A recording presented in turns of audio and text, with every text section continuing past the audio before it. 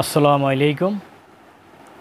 Iran Israel যুদ্ধ তীব্রতা দিন দিন ভয়াবহ চলতেছে। মার্কিন বিমান হামলার কারণে ইরানের সর্বোচ্চ নেতা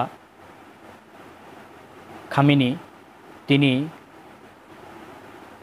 আমেরিকার ঘাঁটিগুলোতে, মধ্যপ্রাচ্যের আমেরিকার যে ঘাঁটিগুলো আছে ওই ঘাঁটিগুলোতে হামলা করার ঘোষণা দিয়ে দিয়েছে। খবরে বলা হয় ইরান ইসরায়েল সংঘাতে যুক্তরাষ্ট্রের সরাসরি জড়ানোর জবাবে মধ্যপ্রাচ্যে মার্কিন সামরিক ঘাঁটিগুলো লক্ষ্য করে পাল্টা হামলা চালিয়েছে তেহরান। গতকাল সোমবার ইরানের সর্বোচ্চ নেতা আয়াতুল্লাহ আলী খামেনির উপদেষ্টা আলী আকবর বেলায়েত ঘোষণা দেন, এই অঞ্চলে বা অন্য কোথাও যুক্তরাষ্ট্রের ব্যবহৃত ঘাঁটিগুলো লক্ষ্য করে হামলা চালানো হবে। ইরানের পারমাণবিক স্থাপনাগুলোর উপর মার্কিন হামলার প্রতিশোধ নিতে এই পদক্ষেপ নেওয়া হবে। তারপর আরও বলা আছে, পরের ওই দিন রাতে কাতারের রাজধানী দোহায় বিস্ফোরণের শব্দ শোনা যায়। সেখানে মধ্যপ্রাচ্যের সবচাইতে বড় মার্কিন সামরিক ঘাঁটি হলো আল উদেইদে হামলা চালায় ইরান।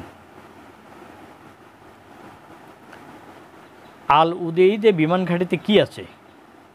ইরান থেকে পারস্য উপসাগর পেরিয়ে মাত্র 190 কিলোমিটার দক্ষিণে প্রাকৃতিক গ্যাস সমৃদ্ধ দেশ কাতারে অবস্থান, আর এই দেশে আল উদেইদ ঘাঁটি অবস্থিত। এটি মধ্যপ্রাচ্যে যুক্তরাষ্ট্রের সবচাইতে বড় সামরিক ঘাঁটি।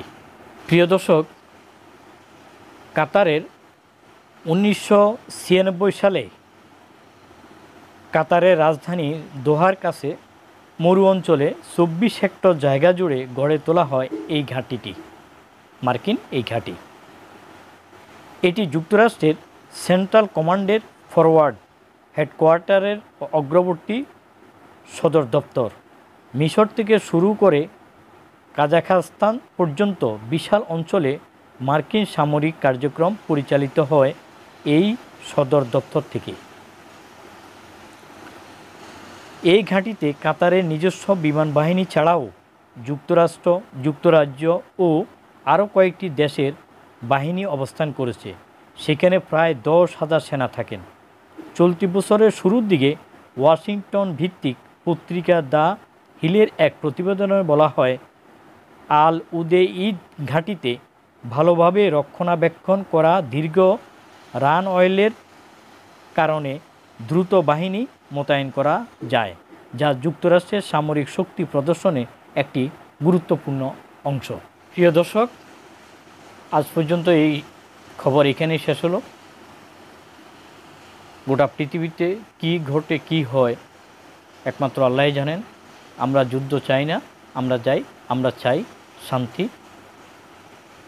আল্লাহ পাক আমাদের সবাইকে রক্ষা করুক।